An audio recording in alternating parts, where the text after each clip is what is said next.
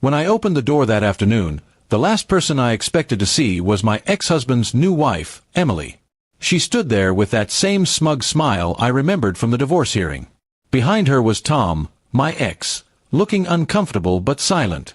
Emily tilted her head, still smiling, and said, "We're here for our furniture." Her words sliced through the quiet of my living room, and I felt my heart drop.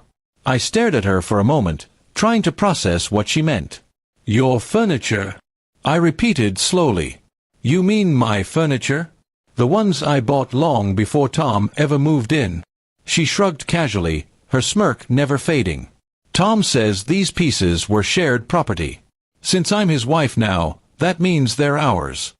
Her tone was full of entitlement, and Tom's silence only made it worse. I could feel anger bubbling up, but I forced myself to stay calm. "Emily, these things were mine before your marriage. There's a reason the court gave me the house and everything in it." She rolled her eyes, pretending to inspect the living room. "Oh, please," she said. "You don't need all this stuff living alone. We, on the other hand, have a family to build." Tom finally spoke, his voice low and hesitant. "Maybe we can just take the coffee table and the dining set. That's fair, right?" I turned to him, disbelief flooding my chest. "Fair?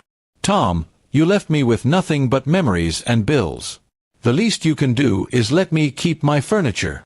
He couldn't look me in the eyes. Emily, however, seemed to enjoy every second of my frustration. When I refused to let them in, Emily crossed her arms and said coldly, "Fine, we'll get the lawyers involved again. You'll be hearing from us." She spun on her heel and walked down the porch steps, her heels clicking sharply against the concrete. Tom followed quietly, but before he got into the car, he looked back, almost as if he wanted to say something. Then he didn't. They drove off, leaving me standing there with shaking hands. 4 days, I couldn't stop thinking about that visit.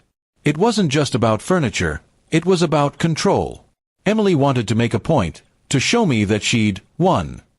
She had my ex-husband, and now she wanted to take whatever was left of my peace. But what she didn't realize was that I was no longer the broken woman she once mocked. I had rebuilt my life from scratch. I decided to gather every receipt, every ownership document I had. If she really wanted to go to court again, I would be ready. I spent the weekend organizing files, making copies, and labeling everything clearly. It wasn't just about defending my things. It was about standing up for myself after years of being walked over. A week later, Tom showed up alone. I could see guilt written all over his face. "Look," he stuttered, "Emily went too far. She shouldn't have come here. I told her those things weren't ours." His voice cracked slightly, and I could tell he meant it. I nodded but said nothing. He hesitated before continuing, "She's been difficult lately. Always comparing herself to you." "I'm sorry." I almost felt pity for him. Almost. But I remembered the nights I cried after our divorce, the way he ignored my messages, and the way Emily flaunted their relationship on social media. "Tom," I said softly, "you made your choices. Now you have to live with them. I've moved on, and I suggest you do the same." He looked down, nodded, and left quietly. A few days later, Emily sent a message through her lawyer, an apology. She claimed she'd been emotional and didn't mean to overstep. I didn't buy it for a second, but I accepted the apology just to end the drama. I wasn't going to let her rent space in my mind any longer.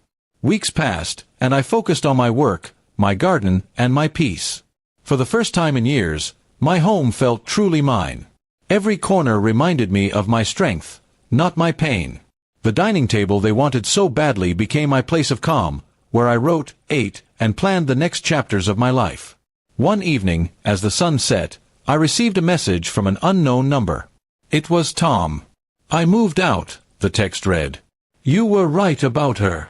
I stared at it for a long moment before deleting it. I didn't need to reply. The past had no place in my present anymore. Life has a strange way of balancing things. Emily got what she wanted, and then lost it. I lost everything once, but in the process, I found myself. That day she stood on my porch, she thought she had power over me.